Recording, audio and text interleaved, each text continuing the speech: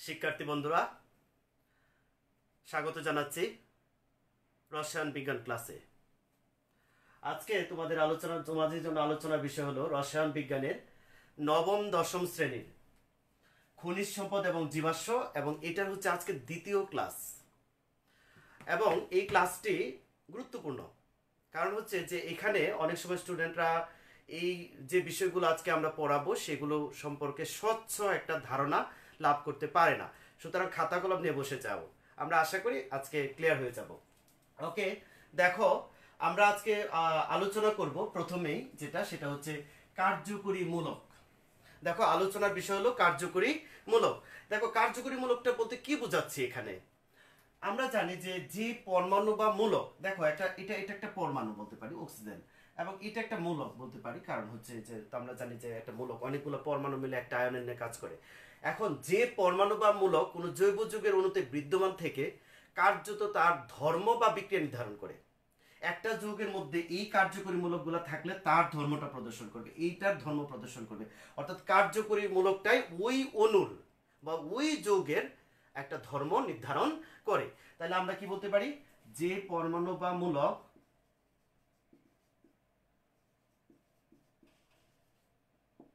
কোন জৈব যৌগের অণুতে বিদ্যমান থেকে, জৈব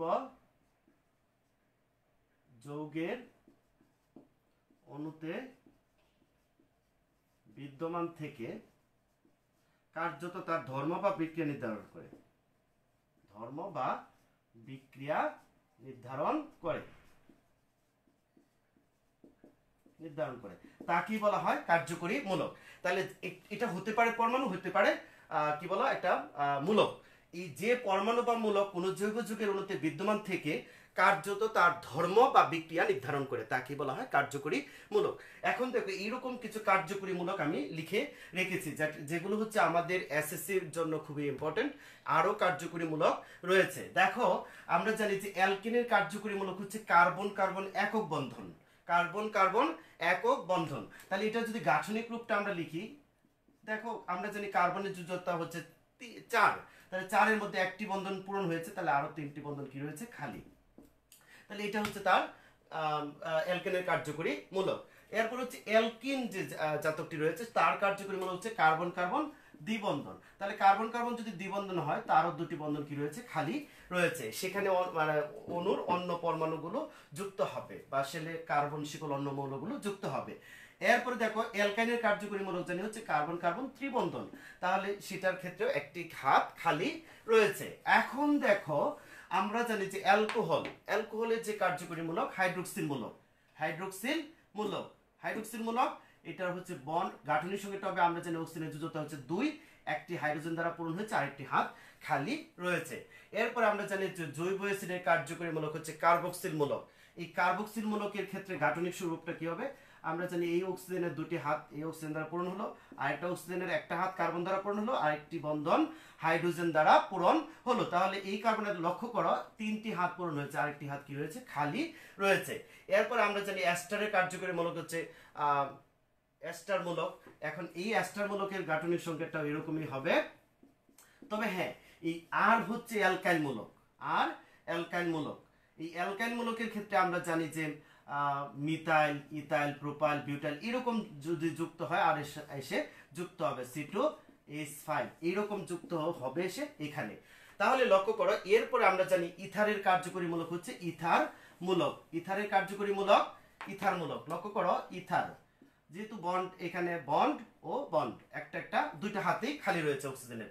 অ্যালডিহাইডের কার্যকরী মূলক আমরা অবশ্যই এটা বুঝে ফেলছি যে কার্বনের হাত অক্সিজেন দ্বারা 2টা পূরণ হলো, আরেকটা হাইড্রোজেন দ্বারা আরেকটি হাত কি রয়েছে, খালি রয়েছে। এখানে হাত বলতে বোঝানো হচ্ছে একটি বন্ধন। তাহলে লক্ষ্য করো এরপরে আমরা জানি হচ্ছে কিটুন লক্ষ্য করি অক্সিজেনের 2টি হাত পূরণ হলো আর 2টা হাত কি রয়েছে, খালি রয়েছে। আর সায়ানাইডের কার্যকরী মূলক হচ্ছে সায়ানো মূলক, আর এটা হচ্ছে কিটুনো মূলক। লক্ষ্য করো এই যে আমরা দেখতে পাচ্ছি যে এইটা হচ্ছে সায়ানাইডের কার্যকরী মূলকের গাঠনিক রূপ। আশা করি তোমরা এগুলো তুলতে পেরেছো। এখন আমরা এই কার্যকরী মূলকগুলো দিয়ে আমাদের হচ্ছে এই খনিজ সম্পদ এবং জীবাশ্ম টোটাল অধ্যায়ের মধ্যে আলোচনা, এবং ওই কার্যকরী মূলকগুলো অবশ্যই তোমরা ভালোভাবে আত্মস্থ রাখবে। ওকে, আমরা কার্যকরীমূলক সম্পর্কে আলোচনা যাওয়ার পরে আরো একটি টপিক আমাদের যেতে হবে জৈব যৌগের নামকরণের পূর্বে। দেখো আমরা জানি হচ্ছে সমানুতা। সমানুতা আণবিক সংকেত এক, কিন্তু যদি গাঠনিক সংকেত ভিন্ন হয় দেখা যায় যে তাদের ধর্ম বৈশিষ্ট্য ভিন্ন হয়ে যায়। এই যে ধর্ম বৈশিষ্ট্য ভিন্ন হয় এইটাই কি বলা হয় সমানুতা। আর এই যে ভিন্ন ভিন্ন যৌগ হবে বা গাঠনিক রূপ হবে সেগুলো হচ্ছে পরস্পরের সমানু। তাহলে সমানুতা কাকে বলে? একই আণবিক সংকেত কিন্তু ভিন্ন গাঠনিক সংকেত বিশিষ্ট একাধিক যৌগের অস্তিত্বকে কি বলা হয়? পরস্পরের সমানুতা। আশা করি এটা পারবে। একই আণবিক সংকেত কিন্তু ভিন্ন গাঠনিক সংকেত বিশিষ্ট একাধিক যৌগের অস্তিত্বকে কি বলা হয়? সমানুতা। এখন দেখো আমরা একটু সমানুতা বোঝার চেষ্টা করি। আর আমরা বলেছি দেখো যেমন হচ্ছে আমাদের ভিন্ন ভিন্ন সমানুতা রয়েছে, যেমন হচ্ছে শিকল সমানুতা।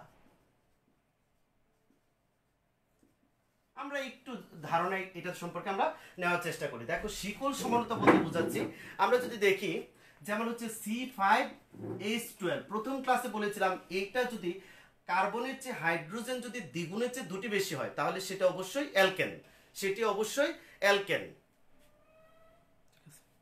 তাহলে সেটি অবশ্যই অ্যালকেন। লক্ষ্য করো তাহলে আমরা এটা বুঝতে পারলাম যে C5H12 এটা হচ্ছে পেন্টেন। তাহলে পেন্টেনের ক্ষেত্রে আমরা কিভাবে এটা করতে পারি? লক্ষ্য করো যদি এইভাবে লিখি CH3 CH2 CH2 CH2 CH3 আমরা দেখতে পারি যে এখানে 5টি কার্বন লিখেছে এবং 12টি হাইড্রোজেন লিখেছে এবং এটা হচ্ছে সরল শিকল। আমরা বলেছিলাম সরল শিকল এবং শাখায়িত শিকল হয়, তাহলে এটার নাম হবে কি বলো? পেন্টেন শুধু। এখন আমরা যদি শাখায়িত শিকলে আসি, শাখায়িত শিকলে এক্ষেত্রে যদি আমরা এরকম করে লিখি CH3 CH2 CH, এখানে একটা প্রতিস্থাপক এসে যুক্ত হলো CH3, আমরা জানি এটা হচ্ছে মিথাইল। এখন লক্ষ্য করো এখানেও যদি আমরা হিসেব করি লক্ষ্য করতে পারো 5টি কার্বনই রয়েছে এবং হাইড্রোজেন রয়েছে 12টি, কিন্তু এটার নাম কিন্তু এই পেন্টেনার হবে না। লক্ষ্য করো এটা হবে তার মূল শিকল 1 2 3 4 এবং 2 নম্বরে একটি প্রতিস্থাপক রয়েছে। তাহলে 2 নম্বরে যেহেতু একটি প্রতিস্থাপক রয়েছে আমরা লিখতে পারি 2 মিথাইল এবং এইটা হচ্ছে তার মূল শিকল। মূল শিকলে কার্বন সংখ্যা যেহেতু 4, কার্বন সংখ্যা যেহেতু 4 তাহলে অবশ্যই কি হবে? কোড নেম হচ্ছে বিউট আর এর সাথে যুক্ত হবে এন, তাহলে নামটি হবে বিউটেন। লক্ষ্য করে দেখো কত সহজ। এই যে এটার হচ্ছে সমানু। এখন আমরা যদি আরেকটি লিখি, যেমন আরেকটি লিখতে পারি আমরা যেমন CH3 CH3 CH3 CH3। লক্ষ্য করো স্বাভাবিকভাবে এখানে দুটি হাইড্রোজেন হতো, দুটি হাইড্রোজেনকে দুটি মিথাইলমূলক প্রতিস্থাপন করেছে তাই এদেরকে বলা হয় প্রতিস্থাপক। তাহলে এই যে উপরে নিচে শাখায় যেগুলো থাকবে সেগুলো হচ্ছে প্রতিস্থাপক। তাহলে আমরা প্রতিস্থাপক জিনিসটা বুঝতে পারবো এখানে কি বোঝানো হচ্ছে যে 1 2 3, তাহলে আমরা লিখতে পারি 2 নম্বরে দুটি মিথাইলমূলক রয়েছে 2 2 ডাই মিথাইল আর এটার নাম হচ্ছে প্রোপেন। তাহলে আমরা এখানে বুঝতে পারলাম যে সবগুলোর আণবিক সংকেত হচ্ছে এক কিন্তু গাঠনিক সংকেত হচ্ছে কি বলা? ভিন্ন। এই গাঠনিক সংকেত ভিন্নতার কারণে যে যৌগের সৃষ্টি হয় তাকে বলা হয় সমানুতা। তাহলে আমরা এটা বুঝতে পারলাম। এখন লক্ষ্য করো এই যে আমরা দেখতে পাচ্ছি যে 2 2 ডাইমিথাইল প্রোপেন, তাহলে আমরা শিকল সমানুতা কাকে বলে বলতে পারি? যে কাকে বলে যে বলো যে কার্বন শিকলের ভিন্নতার কারণে যে সমানুতার সৃষ্টি হয়। এই যে একটার মধ্যে 5টা কার্বন ছিল, 3টা কার্বন ছিল, 4টা কার্বন ছিল, তাহলে কার্বন শিকলের ভিন্নতার কারণে যে সমানুতার সৃষ্টি হয় তাকেই বলা হয় শিকল সমানুতা। আশা করি এটা পারবে। এখন দেখো অনেক সময় আমরা জানি যে কার্যকরী মূলকের একটা সমানুতার সৃষ্টি হয়, কার্যকরী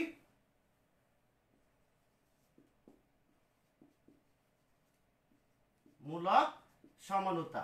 লক্ষ্য করো এই যে কার্যকরী মূলক সমানুতা যদি আমরা লিখতে চাই যেমন দেখি C2H6 ও এটা একটা আণবিক সংকেত। এখন এই আণবিক সংকেতের মধ্যে যদি আমরা এটা লিখি CH3 CH2OH, এখানেও কার্বন দুটি, হাইড্রোজেন 6টি এবং অক্সিজেন হচ্ছে একটি, কিন্তু এটা আমরা জানি যে অ্যালকোহলের কার্যকরী মূলক। অ্যালকোহলের কার্যকরীমূলক কোড নেমের শেষে অল যুক্ত হয় এবং উচ্চারণের সময় সেটি হয়ে যায় নল, তাহলে এটার নাম কি হবে? ইথ অল, তাহলে নামটা হবে ইথানল। এখন দেখো এটাকে যদি আবার লিখি যে CH3 ও CH3, একটু আগে আমরা লিখেছিলাম এটা হচ্ছে ইথারের কার্যকরীমূলক, তাহলে ইথারের দুই পাশে রয়েছে একটা মিথাইল একটা মিথাইল, তাহলে দুইয়ের জন্য হচ্ছে ডাই, দুইটি মূলক থাকলে সেখানে নামের পূর্বে যুক্ত হয় ডাই, তাহলে এটার নাম হবে ডাই মিথাইল ইথার। ওকে, তাহলে এই যে আমরা বলতে পারি যে কার্যকরী মূলকের কারণে যে সমানতার সৃষ্টি হয়, কার্যকরী মূলকের কারণে যে সমতার সৃষ্টি হয় তাকে বলা হয় কি? কার্যকরী মূলক সমানতা। এখন আসি আমাদের পরের কি সমানতা আমরা পেতে পারি। লক্ষ্য করো অনেক সময় অবস্থান সমানতাও সৃষ্টি হয়, অবস্থান সমানতা। লক্ষ্য করো আমরা সমানতা পড়লেই পারতাম, কিন্তু আমরা একটু ভাগ করে দিচ্ছি যে সমানতার মধ্যেও কিছু কিছু পার্ট করা যায়। এখন এইখানে আমরা যদি দেখি যে লক্ষ্য করো C4H9OH, আমরা যদি এরকম দেখি, ধরো এটা একটা আমরা জানি বিউটানল, এখন বিউটানলের মধ্যে যদি আমরা এটাকে অবস্থান করি CH3 CH2 CH2OH, এইখানে আমরা যদি গুনি দেখো কার্বন হচ্ছে 4 দুগুণে 8, আর এই যে একটা বেশি 9, আর এই যে OH তো আছে, তাহলে এইটা দেখো আমরা যদি নামকরণ করি, কার্যকরীমূলক OH যেহেতু আছে, যেদিক দিয়ে কার্যকরীমূলক থাকবে সেদিক দিয়ে নামকরণ করতে হবে, আমরা নামকরণে পড়াবো। তাহলে এখানে 1 নম্বরে কার্যকরীমূলক রয়েছে, তাহলে এটা লিখতে পারি আমরা, যেহেতু অ্যালকোহল তাহলে হবে বিউটানল, এবং কত নম্বরে কার্যকরীমূলক রয়েছে? 1 নম্বরে, তাহলে এটার নাম হবে বিউটানল 1। এরপরে লক্ষ্য করো এটাকে যদি আমরা এইভাবে লিখি CH3 CH2 এখানে আমি CH লিখলাম, এখানে একটা হাইড্রোজেনকে প্রতিস্থাপিত করবে এই যে CH2 তে, তাহলে এই হাইড্রোজেনটা এখানে লিখলাম আমরা, এইটারও কার্যকরীমূলক আণবিক সংকেত হচ্ছে এটা, তাহলে আণবিক সংকেত এক, কিন্তু গাঠনিক সংকেত কি হচ্ছে? অবস্থান ভিন্ন হয়ে যাচ্ছে। লক্ষ্য করো এটাকে যদি আমরা নামকরণ করি তাহলে হবে, এটার নাম হবে বিউটানল, যেহেতু 2 নাম্বার রয়েছে এটার নাম হবে বিউটানল 2। তাহলে আমরা বলতে পারি যে কার্যকরী মূলকের অবস্থানের ভিন্নতার কারণে, কার্বন শিকলে কার্যকরী মূলকের অবস্থানের ভিন্নতার কারণে যে সমানতার সৃষ্টি হয় তাকে বলা হয় অবস্থান সমানতা। আশা করি তোমরা এগুলো পারবে। এখন সমানতা সম্পর্কে আমরা একটা ধারণা পেলাম এবং এরা হচ্ছে পরস্পরের সমানু। এরপরে আসি আমরা আজকে যে ইম্পর্টেন্ট টপিকটা পড়ব সেটা হচ্ছে জৈব যৌগের নামকরণ। দেখো জৈব যৌগের নামকরণ, জৈব যৌগের নামকরণ আমরা একটু নাম দেখি, কারা ক্লাস দেখছে সেটা আমরা দেখার চেষ্টা করি। দেখতে পাচ্ছি যে লাবিব আব্দুল্লাহ, পাপন, এরপরে হচ্ছে নীলি ঘোষ, তারপরে হচ্ছে অর্ক, পাপন, এরপরে অনেকেই ইতিমধ্যে জয়েন করেছ, তারপরে হচ্ছে নাসরা, পাপন, ফরহাদ আহমেদ। এখন লক্ষ্য করো এই টপিকটা অত্যন্ত গুরুত্বপূর্ণ, কারণ নামকরণগুলো ভালোভাবে বেসিকটা থাকে না, স্টুডেন্টরা একটা যেন তেনভাবে একটা নামকরণ করে বসে। তাহলে আমরা একটু নামকরণ সম্পর্কে স্বচ্ছ একটা ধারণা নেওয়ার চেষ্টা করবে। লক্ষ্য করো নামকরণ করতে গেলে আমরা শুরুতে যে নামকরণটা করবো অ্যালকেন। এখন আমরা জানি যে অ্যালকেন সম্পর্কে আমরা গত ক্লাসে বলেছিলাম যে এটার সাধারণ H2n+2 এবং n এর মানটা এখানে 1 থেকে শুরু হয় 1। এখন দেখো এটার নাম হচ্ছে কোড নেম প্লাস যুক্ত হয় n এগুলোর সাথে। এখন এটা দেখো দ্বিগুণের চেয়ে দুটো বেশি হবে, C4H10 C5H12 C6, মানে n এর মান যদি আমরা 4 বসাই আর কি, 5 বসাই 6 বসাই, তাহলে এটা হবে কত? 14।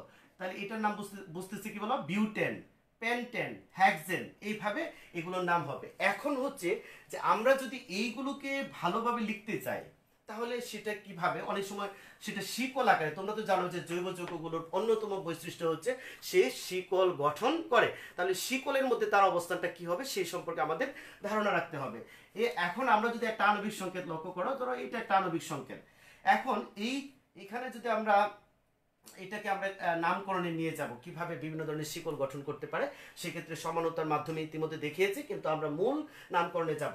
এখন অ্যালকেনের নামকরণ যদি আমরা করতে চাই, অ্যালকেনের নামকরণের শর্ত, দেখো শর্তগুলো হচ্ছে আমরা এখানে কিছুটা লিখেছি। মূল শিকল চিহ্নিতকরণ, অর্থাৎ আমরা যে শিকল গঠন করবে, যে অর্থাৎ বিভিন্ন দিকে শিকল থাকতে পারে, এইদিকে ওইদিকে, এই যে এখন আমরা চিহ্নিত করতে হবে যে মূল শিকলটা চিহ্নিত করতে হবে। অর্থাৎ এখানে এটা বোঝানো হচ্ছে যে যে দিক দিয়ে আমি নাম্বারিংটা করি না কেন, মূল শিকলে কার্বন সংখ্যা, এটার মূল শিকলের শর্ত হলো কার্বন সংখ্যা সর্বোচ্চ হতে হবে।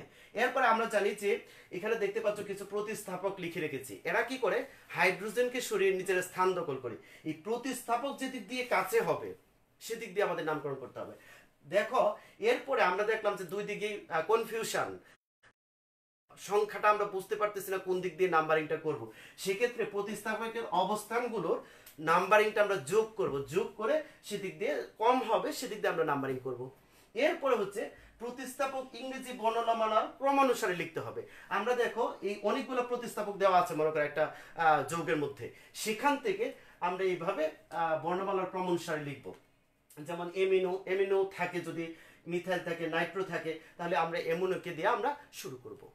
ওকে, এখন দেখো এইগুলো আমরা অ্যাপ্লাই যাই, একটু দেখি যে আমরা নামকরণটা, অ্যালকেনের নামকরণটা বোঝার চেষ্টা করি। CH3 CH2 CH Cl,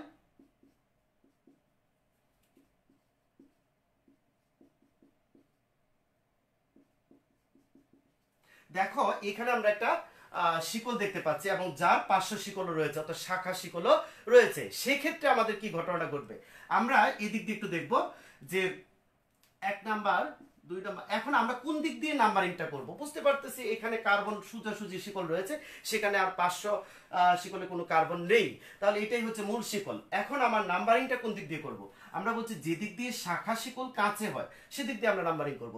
এখন লক্ষ্য করো আমরা দেখতে পাচ্ছি যে এই দিক দিয়ে নাম্বারিং করলে 1 2 3, তাহলে 3 নাম্বারে হয়, এবং এই দিক দিয়ে করলেও 3 নাম্বারে হয়, তাহলে আমরা একদিক দিয়ে করতে পারি, যেহেতু ব্রোমো আগে আমরা এদিক দিয়ে করি নেই। লক্ষ্য করো তাহলে মূল শিকলে বুঝতে পারছি যে এখানে কার্বন মানে কার্বন সংখ্যা রয়েছে হচ্ছে 6, তাহলে কোড নেম হচ্ছে হেক্স, আমরা বুঝে ফেললাম যেহেতু অ্যালকেন হেক্সেন। এখন এর আগে আমাদের শাখা শিকল আগে লিখতে হয়, এই দুটার মধ্যে আমাদের দেখতে হবে ইংরেজি বর্ণমালা কোনটি। ইংরেজি বর্ণমালা অনুসারে ব্রোমো আগে, ক্লোরো হচ্ছে পরে, তাহলে আমরা নাম্বারিং এ হচ্ছে 3 ব্রোমো, 3 ব্রোমো। এখন দেখো এখানে একটা জিনিস দেখতে পাচ্ছ যে হাইফেন যুক্ত করেছি আমরা, এই হাইফেনটা হচ্ছে যুক্ত অর্থে ব্যবহৃত হয়। আমি আবার বলছি এটি যুক্ত অর্থে ব্যবহৃত হয়, কারণ এই নামকরণগুলো হচ্ছে একপদী নাম। তুমি যদি দেখো এখানে যদি আমরা হাইফেনটা না দিতাম তাহলে 3 আর ব্রোমো আলাদা করে বোঝানো হয়, এটার সাথে এটা কানেক্ট রয়েছে সেটা বোঝা যায় না, তাহলে এই কানেক্ট করার জন্য ব্রোমো মানে হাইফেন ব্যবহার করা হয়। তাহলে 3 ব্রোমো এবং 4 ক্লোরো, তাহলে আমাদের শাখা শিকল চলে গেল। শাখা শিকল যখন চলে গেল তাহলে আমাদের মূল principal word, code name hex, তাহলে যেহেতু অ্যালকেন এটার নাম হবে হেক্সেন। আমরা আশা করি এই নামকরণটি বুঝতে পেরেছ। এখন আসি আমরা যদি এই নামকরণটাকে একটু চেঞ্জ করে আসে, দেখো আমরা আগেই এটা করলাম না, এখন দেখি হলো এখানে হলো ব্রোমিন রয়েছে, এখানে হচ্ছে CH3, এরপরে এখানে আমরা ধরে নিলাম হলো NH2, এরপরে হলো NO2। হ্যাঁ, এখন এটা হলো CH2, এটা CH2। এখন এরকম যদি একটি শিকল থাকে, আমরা বলেছি যে সেদিক দিয়ে আমরা নাম্বারিং করব যে দিক দিয়ে নাম্বারিং করলে মূল শাখা শিকলটি কাছে হয়। তাহলে শাখা শিকল কোন দিক দিয়ে কাছে হয়, এদিক দিয়ে নাম্বারিং করে যদি 1 2 3 4 নাম্বারে হয়, এদিক দিয়ে যদি করি 1 2 2 নাম্বারে শাখা শিকল চলে আসছে, তাহলে অবশ্যই আমি এদিক দিয়ে নাম্বারিংটা করব। কোন দিকে নাম্বারিং করবে সেটা কিন্তু তুমি এইভাবে হিসেব করবে। লক্ষ্য করো তাহলে সেক্ষেত্রে আমার মূল শিকলের কার্বন তো 6টাই আছে, তাহলে নাম্বারিংটা কি হবে, দেখতে পাচ্ছি শাখা শিকল রয়েছে। এই যে প্রতিস্থাপকগুলো রয়েছে, এই প্রতিস্থাপকগুলোর মধ্যে ক্রমানুসারে আমরা দেখতে পাচ্ছি এমিনো হচ্ছে সবার আগে, তাহলে লক্ষ্য করো 3 এমিনো। তারপরে দেখতে পাচ্ছি যে এদের মধ্যে সবার আগে হচ্ছে ব্রোমো, তাহলে লিখতে পারি 2 ব্রোমো। এরপরে লক্ষ্য করো মিথাইল আর হচ্ছে নাইট্রো, অবশ্যই নাইট্রোর আগে হচ্ছে মিথাইল, তাহলে আমরা লিখতে পারি মিথাইল কত 2 মিথাইল। এরপরে হচ্ছে আমরা দেখতে পাচ্ছি 3 নম্বরে হচ্ছে নাইট্রো 3 নাইট্রো, এবং হচ্ছে এই আমরা লিখতে পারি যে হেক্সেন। এইখানে আমাদের দেখো আমি হাইফেনটা তুলে দিলাম, কারণ মূল শব্দ লেখার আগে হাইফেন দিতে হয় না। আশা করি এর সম্পর্কে তোমরা একটা ধারণা পেয়েছো। এখন 3 নাম্বার একটা কনফিউশনে যদি পড়ে যাও তুমি, আমি এটাও একটা শিকল দিচ্ছি, লক্ষ্য করো সি সি সি, এরকম মনে করো আরেকটা শিকল দিয়ে দিলাম। আমি দেখতে পাচ্ছি এর মধ্যে আরো অনেকে জয়েন করেছো, নদী, তারপরে হচ্ছে ফারহান আহমেদ, পাপন, আকরাম খান, এরপরে হচ্ছে লাবিব আবদুল্লাহ রেগুলার ক্লাস দেখো তুমি, আমি জানি। আকরাম মিয়া, তারপরে হচ্ছে মিজানুদ্দিন। তো লক্ষ্য করো এই ক্ষেত্রে যদি আমরা এটা দেখি, আমার কথাগুলো মনে হয় শুনতে পাচ্ছ তোমরা, যে এই যে আমরা দেখতে পাচ্ছি, এটা আমরা কি করতে পারি এখন, এইখানে আমরা একটা শিকল দিয়ে দিই। লক্ষ্য করো এইখানে আমরা দিলাম মনে করো ব্রোমিন, এখানে দিলাম ক্লোরিন, এখানে আরেকটা ব্রোমিন দিলাম, এখানে মনে করো একটা অ্যামিনো দিলাম। তো সেক্ষেত্রে দিলাম না, এইখানে মনে করো একটা ব্রোমিন দিলাম, একটা ক্লোরিন, একটা হচ্ছে ধরো যে কোনোটা দিতে পারি আমরা, একটা মিথাইল মূলক দিলাম। এখন এখানে আমরা পূরণ করে দিই, এখানে একটা H দিয়ে দিই, এখানে একটা CH3, কারণ কার্বনের হাত সবসময় কি হতে হবে, সমান হতে হবে। এই ক্ষেত্রে দেখো একটা কনফিউশনে আমরা পড়ে যাব যে কোন দিক দিয়ে আমরা নাম্বারিংটা করব। লক্ষ্য করো এই দিক দিয়ে যদি আমরা নাম্বারিং করি 1 2 2 নম্বরের শাখা শিকল রয়েছে, এবং এই দিক দিয়েও নাম্বারিং করলে 1 2 2 নম্বরের শাখা শিকল রয়েছে। অর্থাৎ শাখা যদি বলি সরাসরি এর চেয়ে সবচেয়ে সুন্দর ওয়ার্ড হচ্ছে প্রতিস্থাপক রয়েছে, এটা হচ্ছে সবচেয়ে সুন্দর করে বলার একটা শব্দ। তাহলে এই ক্ষেত্রে কিন্তু একটা কনফিউশন রয়েছে যে আমি আসলে বাম দিক দিয়ে থেকে ডান দিকে যাব না ডান দিক থেকে বাম দিকে যাব, এটা তুমি কনফিউশন। তাহলে কনফিউশন রেখে তো নামকরণ করা যাবে না। তাহলে সেক্ষেত্রে আমি কি করতে পারি, লক্ষ্য করে দেখো আমরা এখানে 1 2 3 4 5 6 7 এই বাম থেকে ডান দিকে নাম্বারিং করার পরে প্রতিস্থাপকের অবস্থান সংখ্যা আমরা যোগ করে নেব। দেখো 2 নম্বরে হচ্ছে 2টা প্রতিস্থাপক রয়েছে 2 নম্বরে, তাহলে 2 + 2। 3 নম্বরে 2টা প্রতিস্থাপক রয়েছে 3 + 3। দেখো 4 নম্বরে একটি প্রতিস্থাপক রয়েছে 4। এরপরে 6 নম্বরে রয়েছে 6 + 6। তাহলে এই ক্ষেত্রে আমরা যদি নাম্বারিংটা যোগ করি 4 দেখতে পাচ্ছ 10 14 20 26। তাহলে বাম থেকে ডানে যদি আমরা নাম্বারিং করে যাই অবস্থানের মোট সংখ্যা হচ্ছে 26। এখন আমরা আসবো ডান থেকে বাম দিকে 4 7। দেখো কখনোই ভুল হবে না যদি তুমি এই প্রতিস্থাপকের অবস্থান যোগ করে নাও। লক্ষ্য করো সেক্ষেত্রে আমরা যোগ করতে পারি, এখানে কত নাম্বার রয়েছে 2 + 2। এরপরে 4 নম্বরে একটা প্রতিস্থাপক রয়েছে যোগ 4।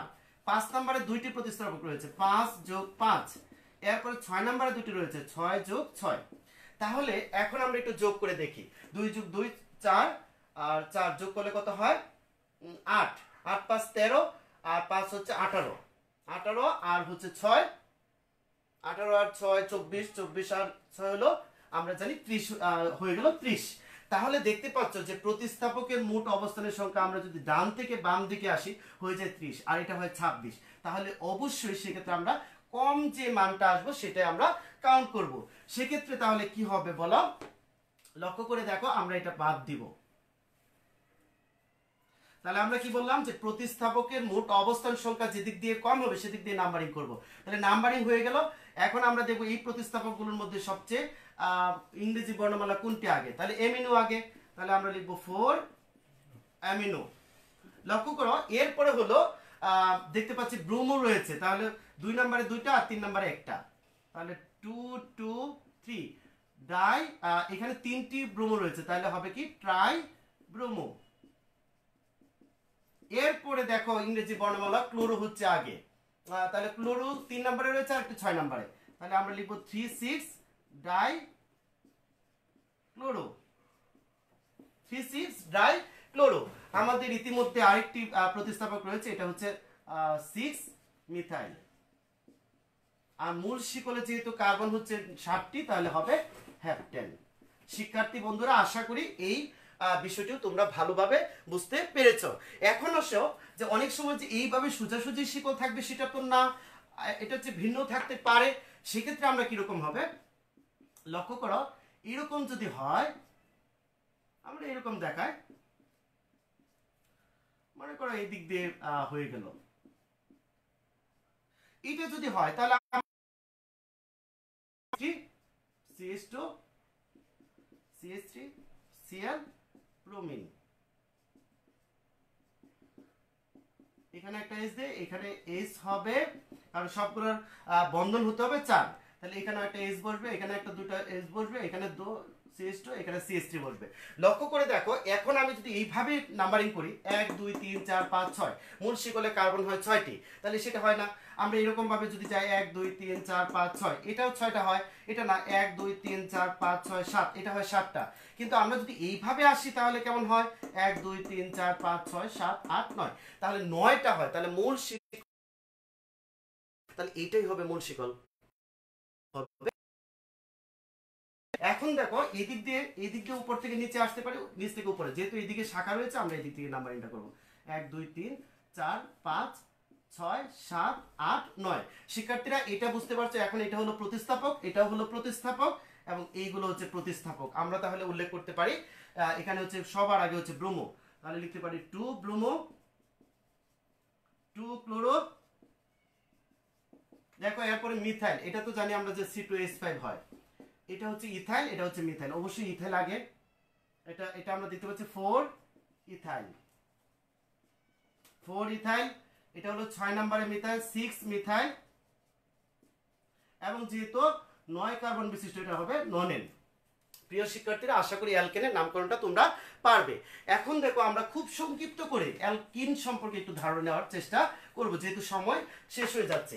তাহলে অ্যালকিন যদি নেই তাহলে আমরা জানি হচ্ছে CnH2n, এবং সেটা হচ্ছে আমরা জানি n এর মান হচ্ছে 2 3 4 থেকে শুরু হয়, এখানে 1 হয় না, কারণ আমরা জানি অ্যালকিন গঠনের জন্য কার্বন কার্বন দ্বিবন্ধন প্রয়োজন, আর এই দ্বিবন্ধন গঠনের জন্য ন্যূনতম 2টি কার্বন প্রয়োজন, তাই 1 থেকে শুরু হয় না।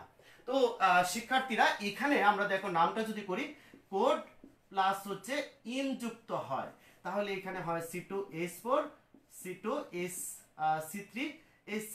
এখন তাহলে বুঝতে পারতেছো মিথ ইন প্রোপিন, তাহলে তো মিথিন ইথিন প্রোপিন, মিথিন হয় না, এটা হচ্ছে ইথিন থেকে শুরু, ethene propene butene pentene hexene heptene octene nonene Deakin.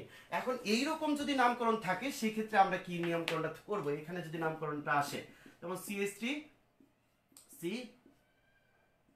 দেখো এইখানে একটা দ্বিবন্ধন রয়েছে, মনে করেন একটা ক্লোরিন ক্লোরিন, এখানে আরেকটা ক্লোরিন রয়েছে, আর আমরা দিয়ে দিলাম CH3, এখানে একটি S, এখানে একটি S।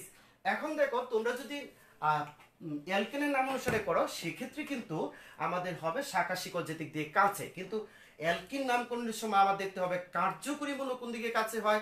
তাহলে এই দিক দিয়ে যদি আমরা নামকরণ করি কার্যকরীমূলক, এই যে এটা হচ্ছে দ্বিবন্ধন, যেহেতু অ্যালকিন 1 2 3 4 4 নম্বরে হয় অ্যালকিন, আর এই দিক দিয়ে যদি করি 1 2, তাহলে অবশ্যই আমার নামকরণটা করতে হবে কার্যকরীমূলকের ভিত্তিতে।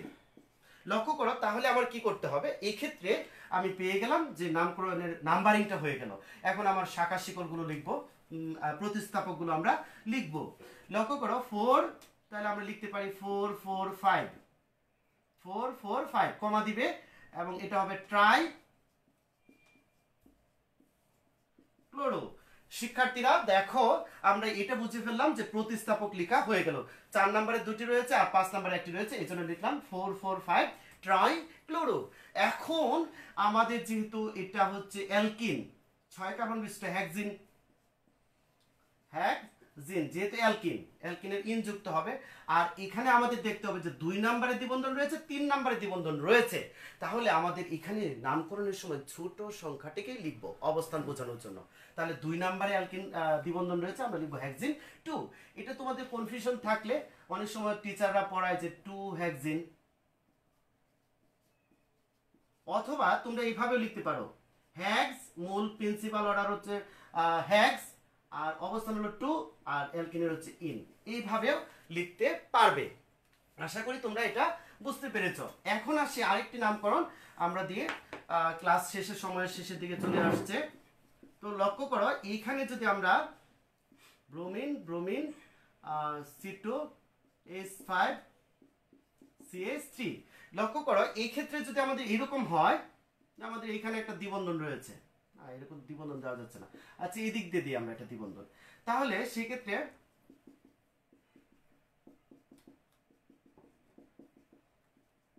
শিক্ষার্থীরা দেখো এখানে আমরা এস দিয়ে দিলাম। লক্ষ্য করো এই ক্ষেত্রে যদি আমরা নাম্বারিংটা করতে চাই, আমরা যে উদ্দেশ্যে করেছিলাম সেটা আরেকটু করে নিই, এটা করি। এখন আমরা যদি নাম্বারিং করতে চাই 1 2 3 4 কার্যকরীমূলকটা 4 নম্বরে হয়, এদিক দিয়ে করলে 1 2 3 4 দুই দিকেই যখন কার্যকরীমূলক সমান হবে সেক্ষেত্রে শাখা যেদিক দিয়ে বেশি সেদিক দিয়ে আমরা নাম্বারিং করব, এদিক দিয়ে শাখা বেশি, তাহলে 1 2 3 4 5 6 7 8 তাহলে নাম্বারিং হয়ে গেল। আমরা এদিকে শাখা বেশি যেহেতু এখন আমরা শাখাগুলো লিখবো যে প্রতিস্থাপকগুলো কত কত নাম্বারে রয়েছে। দেখো দেখতে পাচ্ছ এগুলোর মধ্যে সবার আগে হচ্ছে ব্রোমো, তাহলে 2 2 ডাই ব্রোমো। এরপরে হচ্ছে দেখো মিথাইল আর ইথাইলের মধ্যে হচ্ছে ইথাইল হচ্ছে আগে, তাহলে হচ্ছে ইংরেজি বর্ণমালা অনুযায়ী তাহলে লিখতে পারি 3 ইথাইল, তারপরে লিখতে পারি 3 মিথাইল।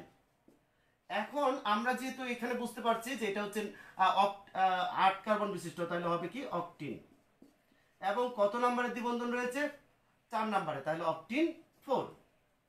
প্রিয় শিক্ষার্থীরা আমরা অ্যালকিন এবং এলকেন দুইটার নামকরণ এবং কার্যকরীমূলক এবং সমানতা সম্পর্কে জানলাম।